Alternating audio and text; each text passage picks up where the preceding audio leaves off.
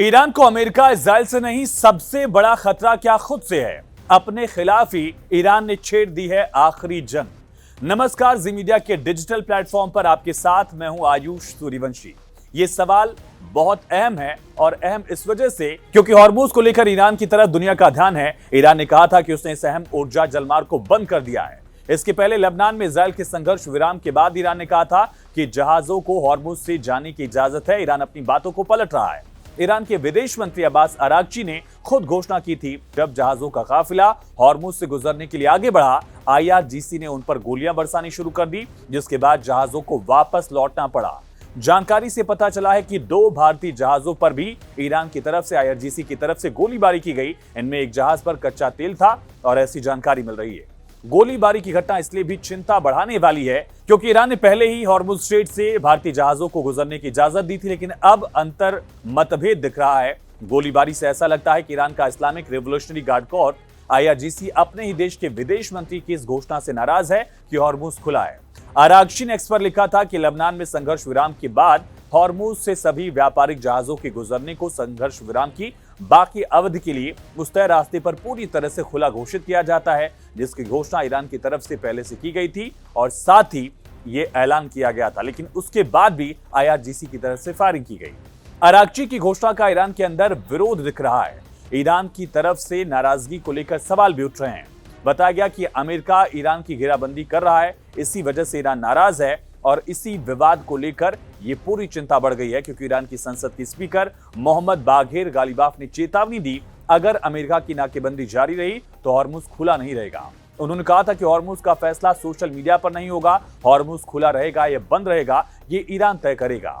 IRGC की करीबी माने जाने वाली ईरान की न्यूज एजेंसी ने तो एक कदम आगे बढ़ के एक्स पर एक पोस्ट किया और अपने ही विदेश मंत्री अरागची की कड़ी आलोचना कर दी। लिखा कि अरागची के ट्वीट जो बिना किसी जरूरी और पूरी जानकारी के पब्लिश किए गए, इसने जहाजों के गुजरने की शर्तों, जानकारी और तरीकों के बारे में कई तरह की गलतफहमियां पैदा कर दी और इसकी बहुत ज्यादा आलोचना हुई। आगे लिखा कि अगर अमेरिकी नौसैनिक नाकेबंदी जारी रहती है तो जहाजों का गुजरना पूरी तरह से रद्द माना जाएगा।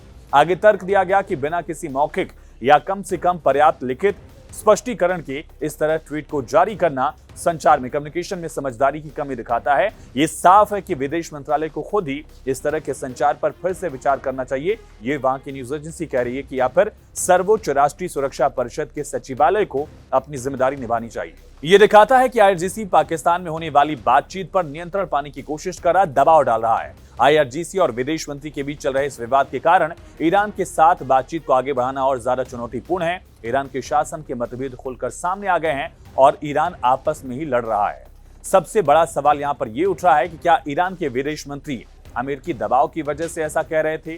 क्या आईआरजीसी विदेश मंत्री की बात नहीं मान रहा है? या सबसे बड़ा सवाल जो युद्ध के शुरू होने के साथ ही लगातार चर्चा में था कि क्या ईरान में पूरी तरह से सिस्टम जो है वो डिसेंट्रलाइज हो चुका है? 30 से ज्यादा अलग अलग यूनिट्स में ईरान की आईआरजीसी बढ़ चुकी है और उस पर किसी सेंट्रल कमांड का किसी भी तरह का कंट्रोल नहीं है, जिसका नुकसान ईरान के दूसरी तरफ पॉलिटिकल रिजीम को उठाना पड़ रहा है।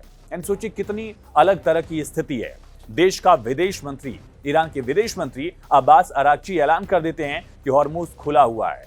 संसद के स्पीकर बाघेर गालिबाफ ये कह रहे हैं कि हॉर्मुज खुला रहेगा, नहीं खुला रहेगा ये ईरान तय करेगा और अगर अमेरिका की नाकेबंदी नहीं हटती है तो हॉर्मुज फिर बंद हो जाएगा, ये उनकी तरफ से ऐलान किया गया था।